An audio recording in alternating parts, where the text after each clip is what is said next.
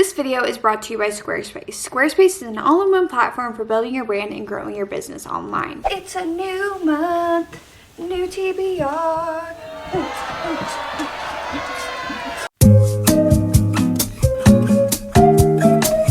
The high hopes that I have at the beginning of the month, every single month for my TBR, is like astronomical, but it will never not be here. That's just how I am. Hello, everybody.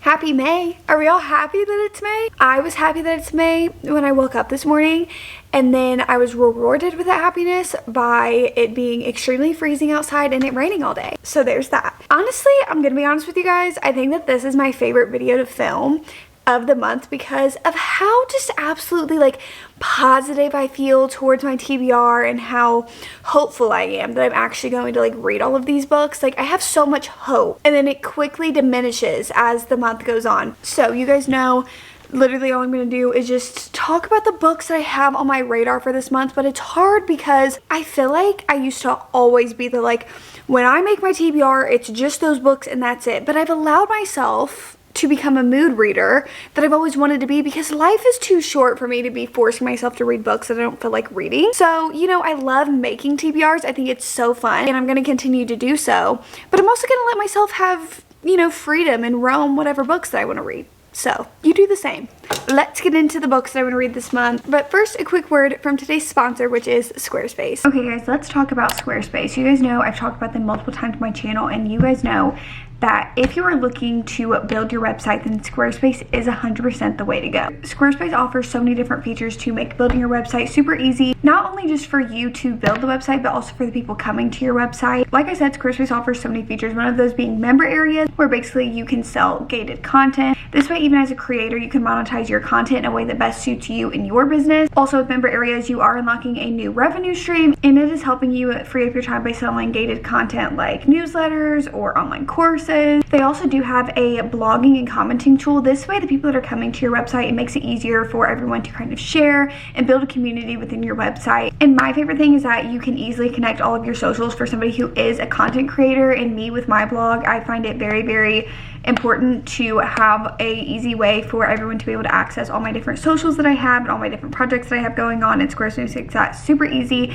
Just by pushing website content, you can connect all of your favorite socials, and that way the people can see them and share them too. So if you guys are interested in using Squarespace to build your online business, then you guys can go to squarespace.com to start your free trial. And when you guys are ready to launch, you guys can go to squarespace.com/des.sidwell to save 10% off on your first purchase of a website or domain. Thank you again so much to Squarespace for sponsoring today's video, and let's get into my May TBR. I honestly don't think that this month's TBR is too bad. I know last month's was like very, very outlandish, but this month I feel like is okay. I honestly feel like I could do it. That could have been bad. No eating here tonight. First of all, I have all of my ACOTAR series. I just said that I could definitely do that this month and then put like a whole entire, like, what is this? Probably like altogether 2,000 plus, 3,000 plus page series. That's probably so loud and so wrong, but it's okay because I am known for being dramatic. So we're just gonna go with 5,000 plus. But on a real note, I did buy these last month, and I have just been in the mood to reread and fully annotate the ACOTAR series because, as you guys know, literally one of my favorite books to ever exist, one of my favorite worlds ever. And so I really want to just reread this month, and I told you guys that I am going to do a video, just one huge long video rereading all of these books. And Rachel Catherine is really also inspiring me to reread these because I think she's in the middle of her reread. She's been doing it. I've been watching all her vlogs of her like rereading the books, and seeing her reread them and reliving the emotions that the series brings just really made me want to do it even more. First and foremost, on the TBR this month, listen, I've had this book on my radar for literally I think since January, and it's been like low-key on my TBR. I don't even know if I've actually like put it in a video of it being on my TBR, but since January I've had it like on my mind TBR, and that is 5 Survive by Holly Jackson. This is the same author of A Good Girl's Guide to Murder, and this is her new like thriller. I think it's like 5 people go on like a trip, on a road trip for spring break, and then their RV breaks down in the middle of nowhere with no cell service. The reason that I really want to read it is because it really reminds me of like scary movie plots. Like this is very much a scary movie plot, and so I hope that it reads like a thriller slasher. I just really want that for myself. So this is kind of funny. The other day when I posted my bookshop with me video, I was talking about this series and I was talking about the movie that is coming out, and I was like, I don't know when it's coming out. Literally, I kid you not, a few hours later, the trailer for The Ballad of Songbirds and Snakes dropped, and it was so funny because I got a comment that was like, not Destiny talking about it, and then them dropping the trailer a few hours later, and I was like, literally, that is the funniest thing ever. But this month, I do want to do the video where I reread the Hunger Games trilogy for the first time since my childhood, but also read the prequel, which is The Ballad of Songbirds and Snakes, which, if you guys don't know, yes, this movie is coming out. It is the prequel to the Hunger Games, and I'm very, very excited to relive my childhood, but also add on to my childhood. Okay, honestly, this month, I just have a bunch of random books on my TBR. I just kind of was sitting there. I posted a reel of me kind of like picking out my TBR for the month, and I just really took some time, I kid you not, probably like 30 minutes of me sitting in front of my bookshelves and just really being like, what am I in the mood for this month? Like when I look at the books on my bookshelf, what am I in the mood for? And somehow this one really started calling out to me, which is Sorrow and Bliss. This is a like literary fiction type of novel, and this just feels like a good little novel to just break up some of like the fantasy and romance that I have on my TBR for this month. Another book that was calling out to me this month was Redeeming Love by Francine Rivers. I've just heard amazing things about this book. It's like a book of the Bible made into like a romance story, and I just really find that very interesting and compelling, so I really want to read it. And it has a movie that I'm pretty sure Nina Dobrev is in, so I don't know, that whole entire thing just really called out to me. And then I have Thank You for Listening, and this one I got in California when I went to San Diego, and I just think that this screams like May vibes to me. Like when I looked at the cover, I was like, wow.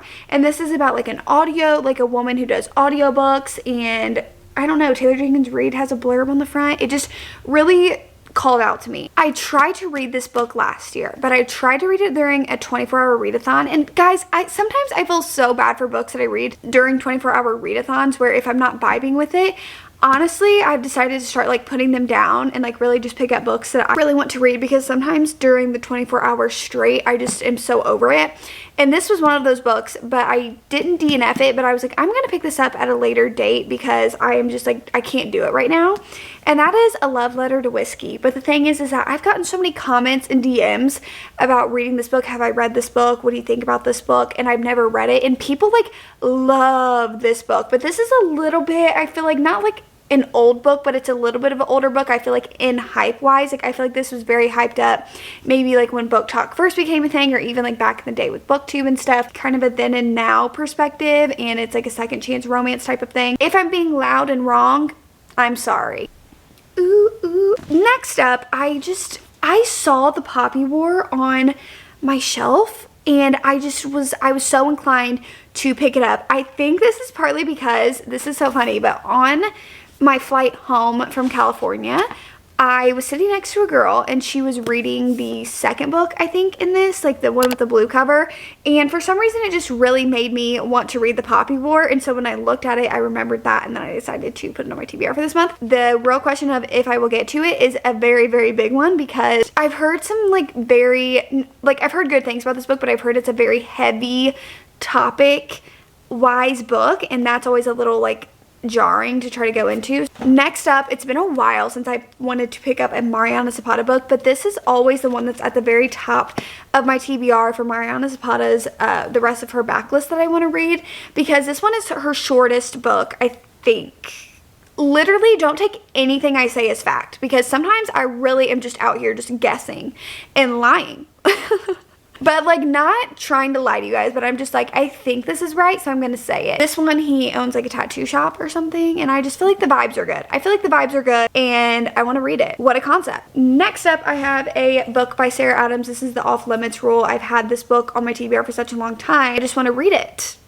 This one is about, I think she's like it's like best friend's brother. Sarah Adams' books are Closed Door, No Spice, and I really, really enjoy her books. They're always so cute and they're short, nice, simple reads. Also, there's actually 2 other books that I have of hers on my TBR this month, but I don't have the physical copies of them, and that is her new release. I'm gonna put it up on the screen. I can't remember the name of it at this time, and also When in Rome, but I'm pretty sure those 2 take place in like the same universe, so I kind of want to read When in Rome and then her new release. And then I also picked up The Hardest Fall by Ella Mace. I hate this cover. I literally talked about this in an unboxing, that this feels like Facebook stock photos. Like, this feels like somebody's like gender reveal. I don't know, but this one, he's like a football player and I know nothing. There's like so much writing on the back. Look, there's really so much writing, and I just had no energy to read it, but I just wanted to read the book. Literally, the common vibe in this video is going to be that I know nothing about the book that I want to read. Next up, we have Does It Hurt?